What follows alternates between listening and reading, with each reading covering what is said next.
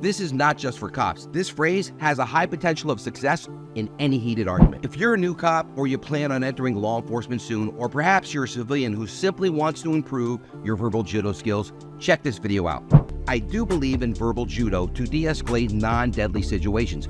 I honestly believe our initial attitude the second we step out of the vehicle truly sets the tone for our encounter.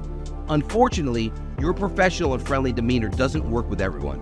We are often called to a scene where emotions are running high, and during these situations, you might have a guy who is highly uncooperative. One of the best phrases I have used successfully has been the phrase, "What can I do to get you to cooperate with me?" This phrase has so many benefits during a tense situation.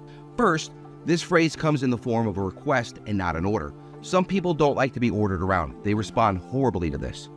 Imagine a couple involved in a heated argument. Their emotions are high, and some cop half their age walks in and starts ordering them to stand over here or stop talking or sit down. Any order. If they're the type of person who doesn't respond well to orders, or perhaps they're just having a very bad day, that cop just escalated the situation. By the way, this is not just for cops. This phrase has a high potential of success in any heated argument. The other thing this phrase does, it allows the person to feel like they're in control. They get to dictate to the cop, what can we do to reasonably gain their cooperation? And although at the end of the day, we're gonna get the job done, if the term allows the other person to feel as if they're in control and we can safely diffuse a problem, why not? Kind of like you're in control to hit that like and subscribe button. Seriously, what can I do to get you to hit that like and subscribe button? I don't know, you can make better content? Another important benefit is this. If they don't cooperate and you have to use force to take them into custody, this phrase looks and sounds great both on body cam or on someone's cell phone.